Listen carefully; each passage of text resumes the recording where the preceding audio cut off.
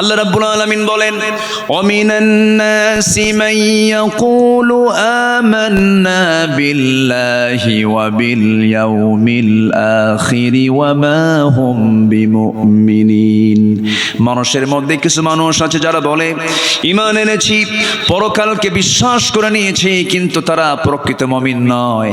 ওয়া ইযা কামু কুসালা, নামাজে হেলে ধুলে দাঁড়ায়, তাদের ধ্বংস কামনা করেছেন মহান রব্বুল আলামিন। ওরা প্রকৃত মুসল্লি নয়, ওরা হলো মুনাফিক। ওরা ফজর পড়ে না, মাঝে মাঝে যোহরে যায় কমিটির পথটাকে ঠিক রাখার জন্য।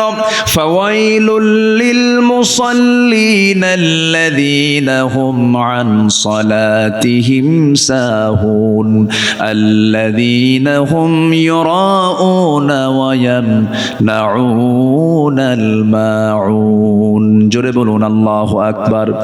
ওই সমস্ত মুসল্লির ধ্বংস, ওই সমস্ত মুনাফিক মুসল্লির ধ্বংস যারা অবহেলা করে নামাজ পড়ে, লোক দেখানো নামাজ পড়ে, প্রয়োজনীয় ব্যবহৃত জিনিসগুলো দেয় না।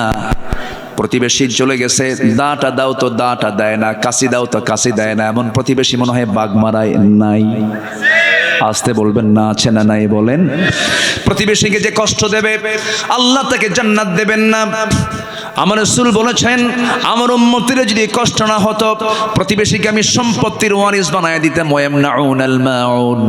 আমার বন্ধুগণ, অনেক লোক আছে দেখবেন যে প্রতিবেশীর সঙ্গে একটু গন্ডগোল হয়ে গেছে, তার ঘরের পেছনে রাস্তা নাই, তার জায়গা দিয়ে যেতে হয়। একটু গন্ডগোল লাগলে খোঁটা গাড়ে, কি গাড়ে খোঁটা মারে, খোঁটা হাঁটতে দেয় না। এরকম খোঁটা মারা কি বাগমারায় আছে?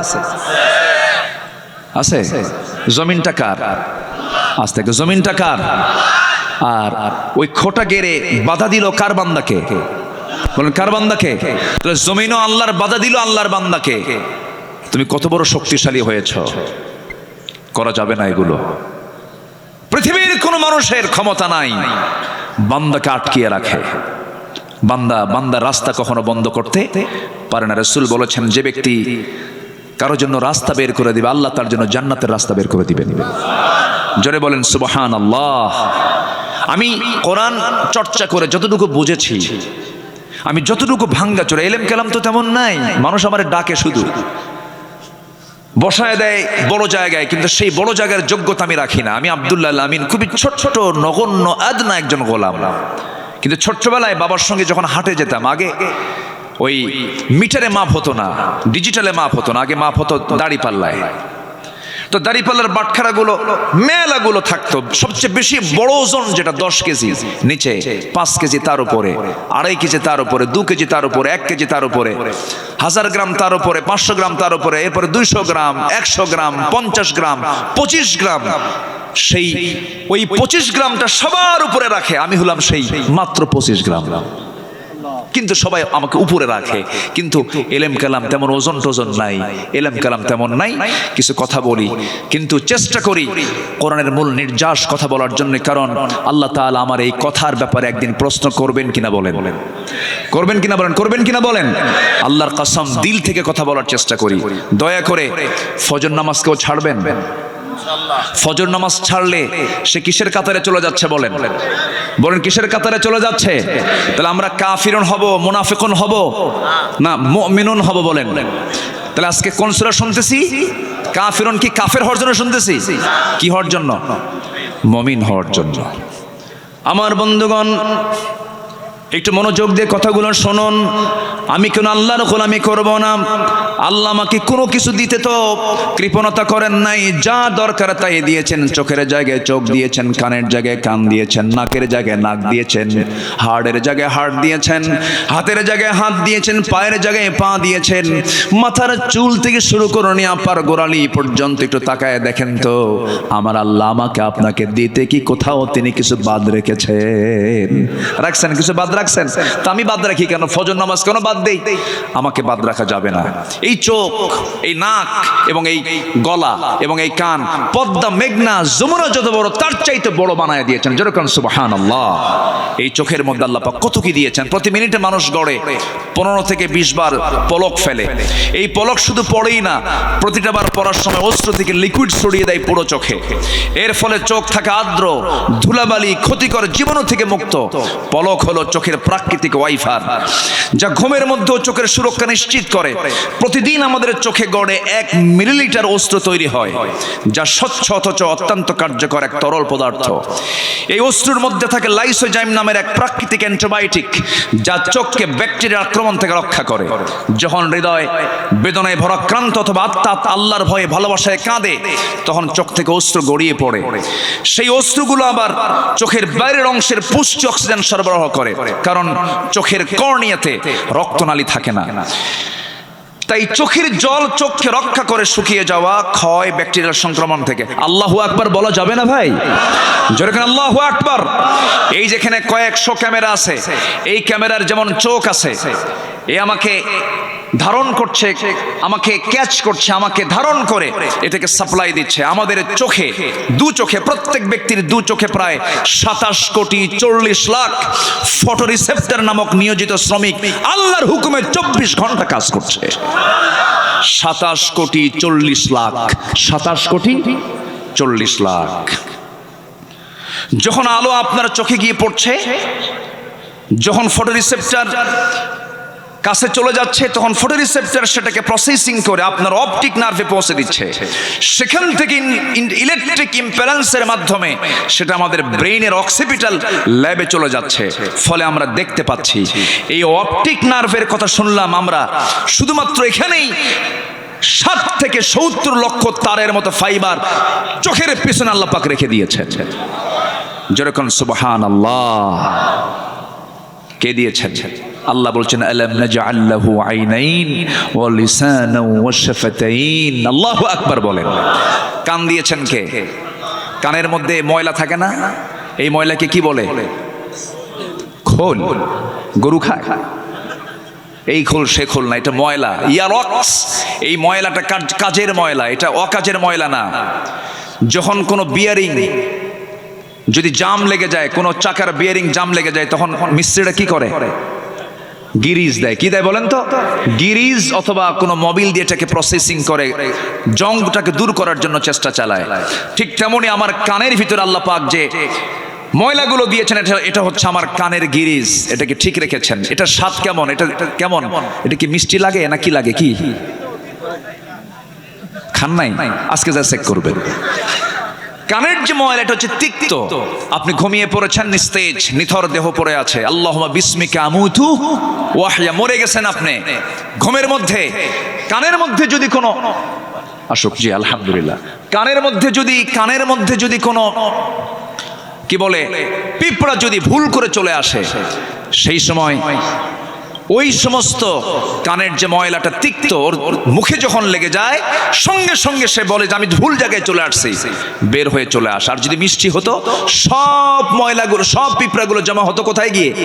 কানে গিয়ে জমা হতো। তাহলে এই কানকে সেভ করলেন কে? আসতে বলবেন না। কে সেভ করলেন? কে সেভ করলেন? আল্লাহ করলেন। আল্লাহ বলছেন ইন্নাস সামআ ওয়াল বাসারা ওয়াল ফুআদ কুল্লু উলাইকা কানা আনহু মাসউলা। শ্রবণ শক্তি, দৃষ্টি শক্তি, অন্তর শক্তি আমি দিয়েছি, সব ব্যাপারে জিজ্ঞাসা করব আমি আল্লাহ রাব্বুল আলামিন একদিন। অতএব আমার এই কানকে অবশ্যই তার নিয়মেই চালাতে হবে। যিনি আমার কান দিয়েছেন তিনি কে? আল্লাহ তাআলা। আজকের মাহফিলের একজন মেহমান এসেছেন, জনাব আব্দুল বারী সাহেব, না? আলহামদুলিল্লাহ। জি বসুন। আল্লাহ তুমি তার হায়াতে বারাকা দান করো। জোরে বলি আল্লাহুম্মা আমিন। আরো জোরে আল্লাহুম্মা আমিন। আমার দিকে তাকান সম্মানিত ভাইয়েরা। তাহলে আমার দায়িত্ব হচ্ছে জীবনের সকল জায়গায় কার ইবাদত করা বলেন তো? আসতে বলেন, কার ইবাদত করা? আর সেই ইবাদত কবুলের জন্য 10টা শর্তের 1 নম্বর শর্ত হলো আমরা মুনাফিকি বাদ দেব। জোরে বলি ইনশাআল্লাহ। নাম্বার 2 হলো সকল ইবাদত কবুল হয়ে যাবে, নামাজে অলসতা ত্যাগ করতে হবে, অলসতা বর্জন করতে হবে।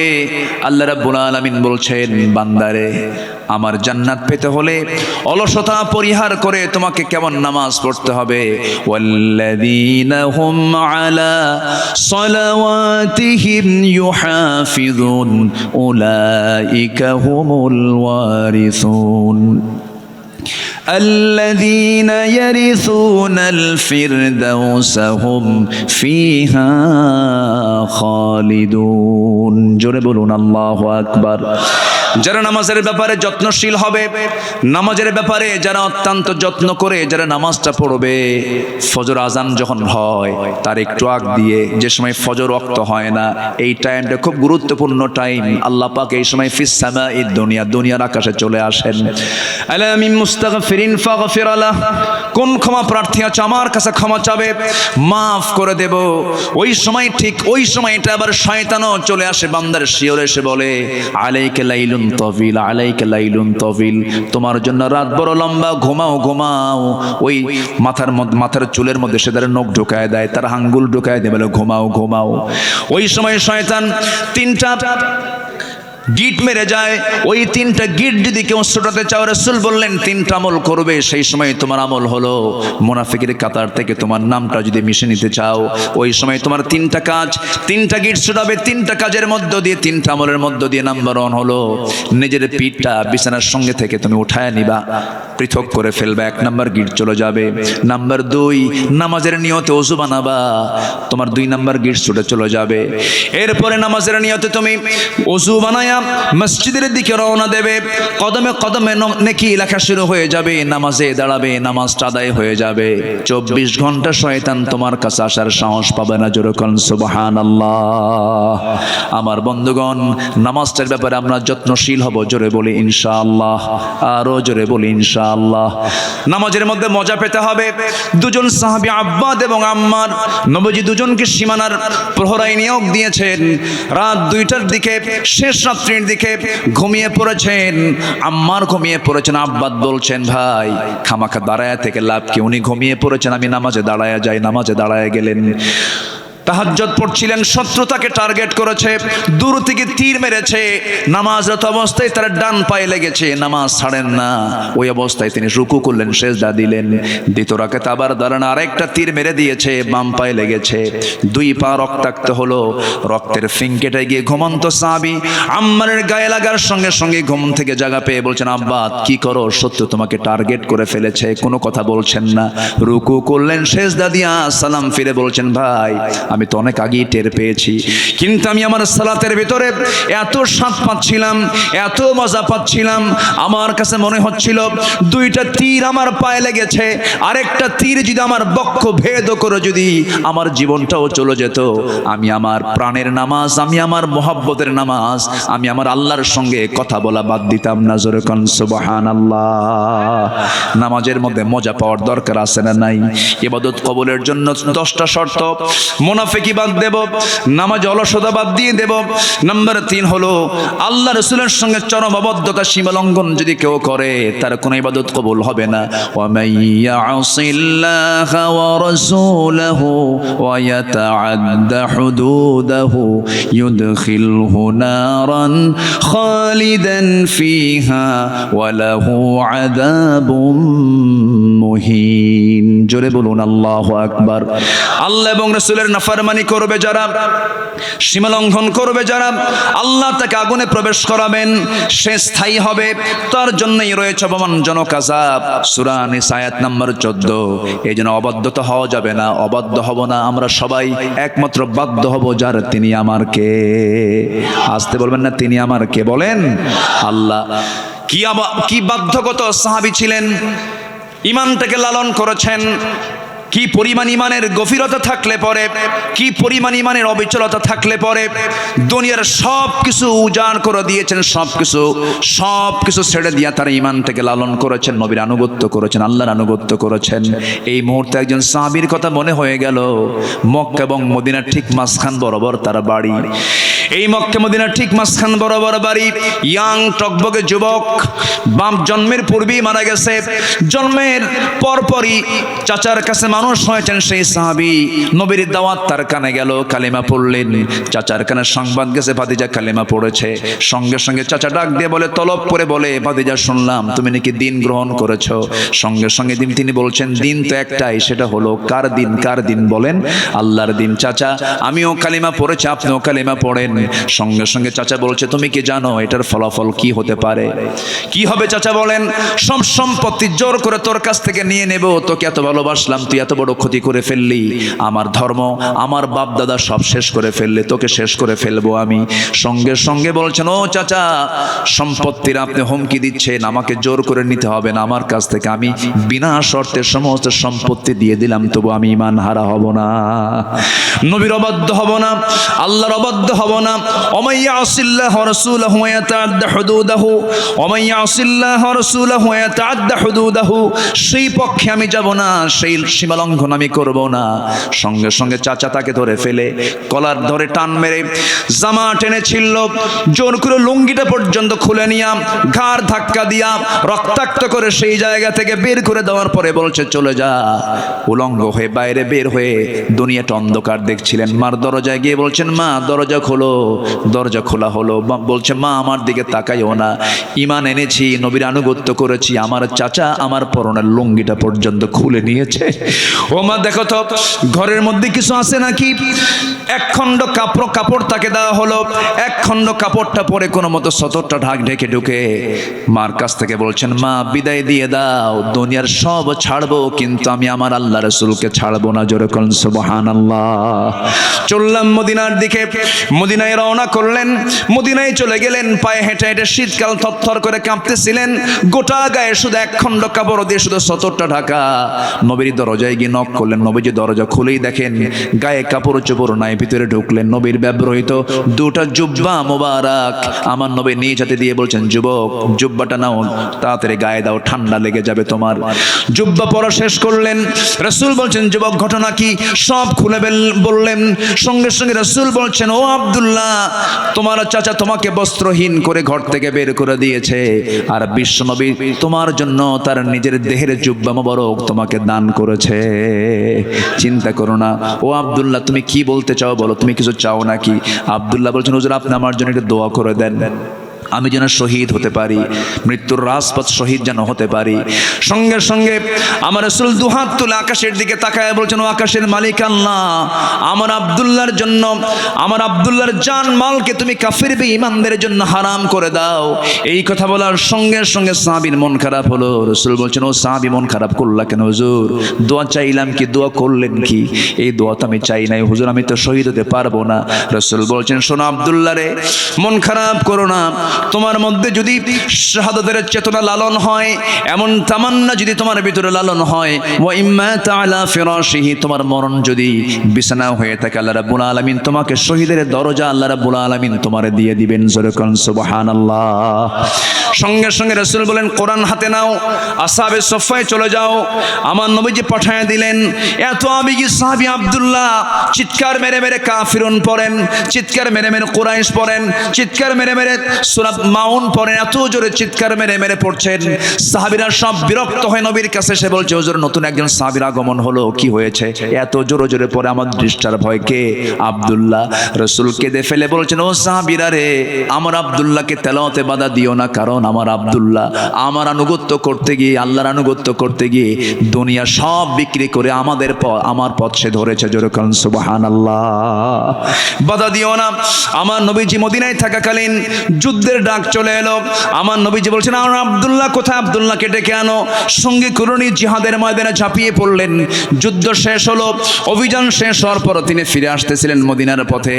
হঠাৎ করে নবীর কানে সংবাদ গেল হুজুর আব্দুল্লাহ সুস্থ হয়ে পড়েছে। নবীজি একটু শোকাহত হলেন, বলেন ভালো করে সেবা দাও, নার্সিং দাও। 3 দিন পরে ফাইনালি নিউজ চলে এলো হুজুর অনেক চেষ্টা করলাম, আব্দুল্লাহ বাঁচল না, আব্দুল্লাহ মারা গেছে। আমার নবীজির চোখে পানি চলে এলো আর বললেন ও আমার সাহাবীরা, আমার আব্দুল্লাহর জানাজার আয়োজন করো। আব্দুল্লাহর জানাজার দায়িত্ব আমি কাউরে দেব না, আমি রাসূল নিজে তার জানাজার দায়িত্ব কাঁধে নিয়ে নিলাম। জানাজা শুরু হয়ে গেছে, নবীজি জানাজা পড়ায়া দিলেন। জানাজা শেষ হওয়ার পরে আমার রাসূল বলছেন সাহাবীরা, আমার আব্দুল্লাহর কবরটা কোথায় খনন করেছে হুজুর? ওই 2 পাহাড়ের চিপায় করেছি। আমারে নিয়ে যাও। রাসূল চলে গেলেন, কবরের সামনে দাঁড়ালেন। কবরের সামনে দাঁড়ায় বলছেন, সাহাবীরা রে, আমার আব্দুল্লাহর কবরে আমি আজকে কাউকে নামতে দেব না, আমি রাসূল নিজে নামবো। রাসূল নিজে নামলেন। নামার পরে বলছেন, আবু বকর ডানে নামো, ওমর বামে নামো। আমার নবীজি দুহাত আগায় দিলেন। দুহাত আগায় দিয়ে বলছেন, ও আমার সাহাবীরা, আমার কলিজার টুকরা আব্দুল্লাহকে আমার হাতে তুলে দাও। আমার নবীজি আব্দুল্লাহর লাশটা তিনি হাতে নিলেন। বলছেন, আবু বকর ধরো, ওমর ধরো। তিনজন মিলে কবরে শোয়া দিয়া নবীজি বুকের উপরে হাত রেখে বলছেন, আরশের মালিক আল্লাহ, এই মুহূর্ত পর্যন্ত আমি আব্দুল্লাহর উপরে সন্তুষ্ট আছি, রাজি আছি। তুমি আমার আব্দুল্লাহ, কলিজার টুকরা আব্দুল্লাহ রে মাফ করে দাও। পাশে দাঁড়িয়ে থাকা একজন সাহাবী, সাদ ইবনে আবি ওয়াক্কাস রাদিয়াল্লাহু তাআলা আনহু, যে সাহাবী এত বড় আল্লাহওয়ালা ছিলেন, সমুদ্র ঝাঁপ দিয়েছেন ঘোড়া সহ, ঘোড়ার একটা পায়ের খুর পর্যন্ত ভেজে নাই। এত বড় আল্লাহওয়ালা একজন সাদ বিন আবি ওয়াক্কাস চিৎকার মেরে বলছেন, ও আকাশের মালিক আল্লাহ, আজকে আমি জীবিত সাদ যদি এই জায়গায় না দাঁড়ায় থেকে যদি ওই কবরের বাসিন্দা হতে পারতাম, জীবনটা বড় প্রসন্ন হতো, ভাগ্য আমার বড় খুলতো। কারণ যে কবরবাসীকে বিদায় জানানোর জন্য, যে কবরের মধ্যে পৃথিবীর সেরা সেরা তিনজন তাকে দাফন করার জন্য নেমে যায়। আমার বন্ধুগণ, এত সম্মান, এত ইজ্জত, এত মর্যাদা বাড়ার যে মূল কারণ, সেটা হলো নিঃশর্তভাবে ওই সমস্ত ব্যক্তিগুলো আনুগত্য করেছেন কার? দাসত্ব করেছেন কার? এবং একমাত্র আনুগত্য করেছেন মুহাম্মদ সাল্লাল্লাহু আলাইহি ওয়াসাল্লামের। নাম্বার 4 হলো ইবাদত কবুল হবে আল্লাহর সঙ্গে শিরক যদি না করি। নাম্বার 5, সামনে পেছনে যারা পরনিন্দা করবে তাদের কোনো ইবাদত কবুল হবে না। ওয়াইলুল লিকুল্লি হুমাযাতিল লুমাযাহ আল্লাযী জামাআ মালান ওয়া আদ্দাদা। নাম্বার 6 হলো আল্লাহকে ভুলে থাকা, মন্দ কাজের আদেশ করা। আল মুনাফিকুনা ওয়াল মুনাফিকাতু বা'দুহুম মিন বা'দ ইয়ামুরুনা বিল মুনকারি ওয়া ইয়ানহাউনা আনিল মা'রুফ ওয়া ইয়াকবিদুনা আইদিয়াহুম নাসুল্লাহা ফানাসিয়াহুম ইন্নাল মুনাফিকিনা হুমুল ফাসিকুন। জোরে বলুন আল্লাহু আকবার। যারা মুনাফিক তারাই ফাসিক। কে বলছেন? বলেন কারা বলেন। যারা মুনাফিক হয় তারা আবার কি হয়? তাহলে মুনাফিক যে হবে সে আরেকটা লকব পাবে, তার নাম কি? ফাসিক। সে কি হয়ে যাবে বলেন তো? ফাসিক। যে মুনাফিক সে আবার কি? ফাসিক হয়ে যাবে। নাম্বার 7 হলো শয়তানের যারা পদাঙ্ক অনুসরণ করবে, কোন দাসত্ব, কোন ইবাদত তার কবুল হবে না।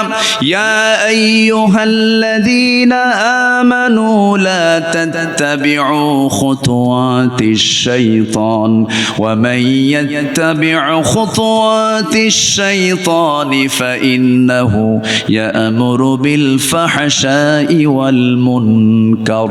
জোরে বলুন আল্লাহু আকবার। শয়তান আছে না নাই বলেন? আসতে বলবেন না, আছে না নাই? বাগমারা মনে হয় চেনে না। বাগমারা চেনে? শয়তান চেনে বাগমারা? শয়তান জান্নাতও চেনে। আমার আব্বা আদম এবং হাওয়াকে ফাওয়াসওয়াসা লাহুমা ফাযাল্লাহুমা শাইতান, জান্নাতে গিয়ে যদি আমার আব্বা আম্মাকে যদি ওয়াসওয়াসা দিতে পারে, তাহলে বাগমারার এই এলাকা মনে হয় শয়তান কোনোদিন আসে নাই। কি আছে কিনা বলেন? এবং তার এজেন্টও আছে না নাই? তার এজেন্ট তারাই যাদের ফজর নামাজ উঠতে কষ্ট হয়। সবাইকে ফজর পড়বেন? সবাইকে এই গ্রামে ফজর বাস্তবায়ন কমিটি বাস্তবায়ন করবেন ইনশাআল্লাহ। কারা কারা ফজর নামাজ পড়বেন, 5 ওয়াক্ত নামাজ পড়বেন? কারা কারা হাত উঁচু করে দেখান মুসলমান। চিৎকার মেরে বলি, ইয়া আল্লাহ, আমাদেরকে ফজর, জোহর, আসর, মাগরিব, ঈশা 5 ওয়াক্ত সালাত জামাতের সাথে আদায় করার তৌফিক তুমি আল্লাহ দিয়া দাও। জোরে বলি আমিন। আরো জোরে আমিন। আরো জোরে আমিন। নাম্বার 8, ইবাদত কবুলের শর্ত রিয়া বা লোক দেখানো ইবাদত যারা করবে তাদের কোনো ইবাদত কবুল হবে না। ইন্নাল মুনাফিকিনা ইউখাদিউনা আল্লাহ ওয়া হুয়া খাদিউহুম ওয়া ইযা কামু ইলাস সালাতি কামু কুসালা ইউরাউনা আন-নাসা ওয়া লা ইয়াযকুরুনা আল্লাহ ইল্লা কালিলা। জোরে বলুন আল্লাহু আকবার। নাম্বার 9 হলো কুফরি যারা করবে তাদের কোনো ইবাদত কবুল হবে না।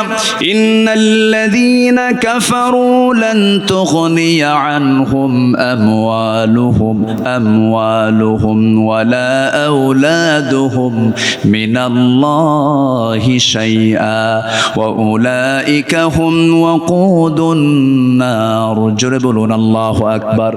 সর্বশেষ হলো নাম্বার 10। যেহেতু সূরা কাফিরুনের ভিতরে আল্লাহ রাব্বুল আলামিন ইবাদত নিয়ে কথা বলেছেন, দাসত্বের কথা বলেছেন, ওই সমস্ত বান্দার দাসত্ব কখনো কবুল হবে না, ইবাদত কখনো কবুল হবে না। 10টা শর্ত যদি থেকে যায়, এই 10টা শর্ত পূরণ করলে পরে, বাদ দিলে পরে আল্লাহ রাব্বুল আলামিন কবুল করবেন। আল্লাহর সাথে মিথ্যা দৃঢ় অঙ্গীকার করে আবার তবজ্ঞার সঙ্গে যারা ভঙ্গ করবে, আল্লাহ রাব্বুল আলামিন তাদের কোনো ইবাদত কবুল করবেন না। আল্লাহ রাব্বুল আলামিন এই সবাইকে 10টা শর্ত পূরণ করার তৌফিক দান করুন। জোরে বলি আমিন, আরো জোরে আমিন, আরো জোরে আমিন। আমার মা বোন যারা আসছেন তাদের জন্য 3টা মেসেজ। নাম্বার 1, 5 ওয়াক্ত নামাজ। নাম্বার 1 কি বলেন তো, কয় ওয়াক্ত নামাজ? নাম্বার 2 হলো মেয়েরা কাজ শুরু করবে আগে না তেলাওয়াত করবে আগে? বলেন বলেন বলেন। দিন শুরু হবে কাজ দিয়া না তেলাওয়াত দিয়া? আগে নামাজ, এরপরে কি বলেন? তেলাওয়াত। যে বাড়িতে তেলাওয়াত থাকবে সে বাড়িতে কোনো রোগ শোক আসবে না। আল্লাহু আকবার বলেন। তেলাওয়াত, মেয়েদের তেলাওয়াত যে বাড়িতে আছে সেই বাড়িটা শান্তির জায়গা। যে মহিলার তেলাওয়াত দিয়ে বাড়ি শুরু হয়, যে স্ত্রীর তেলাওয়াত দিয়ে বাড়ির কাজ শুরু হয়, ওই বাড়িতে কখনো শয়তান ওয়াসওয়াসা দিতে পারে না। আল্লাহ কবুল করুন, আমল করার তৌফিক দান করুন। জোরে বলি আমিন। নাম্বার 3 হলো পর্দায় থাকা। পর্দাটা কমপ্লিট হতে হবে। পর্দা মূলত হচ্ছে নিজের আত্মীয় স্বজনদের সঙ্গে পর্দা করা। দূরের লোক তো অত ক্ষতি করতে পারে না, আত্মীয় স্বজন যেরকম দুলা ভাই, মামাতো ভাই, খালাতো ভাই, চাচাতো ভাই, দেবর, ভাসুর, এই জায়গায় পর্দার গুরুত্ব সবচেয়ে কম না সবচেয়ে বেশি? বেশি। আল্লাহ রাব্বুল আলামিন এলাকার মা বোনদেরকে এমন সুন্দর পর্দা করার তৌফিক আল্লাহ পাক দান করুন। আমাদের মাঝে মেহমান এসেছেন, সবাই চেনেন তো তাকে নাকি? ওনাকে চিনেন? আল্লাহ তাআলা অনেক সুন্দর সূরত দান করেছেন। কি সুন্দর আল্লাহ পাক চেহারা আল্লাহ পাক দিয়েছেন। ভিতরটাও যেমন সুন্দর, বাহিরটাও তেমন সুন্দর। জনাব আব্দুল বারী হাফিজাহুল্লাহ তিনি এসেছেন, তিনি কথা বলবেন এবং এরপর এদেশের অগণন মানুষের কলিজার টুকরা অত্যন্ত ছন্দময় গতিতে সুন্দর করে কথা বলেন আমাদের মুরব্বী, আমাদের সিনিয়র বড় ভাই বজরুল রশিদ মিয়া ভাই, তিনি কথা বলবেন। আমি আর কথাকে দীর্ঘায়িত করতে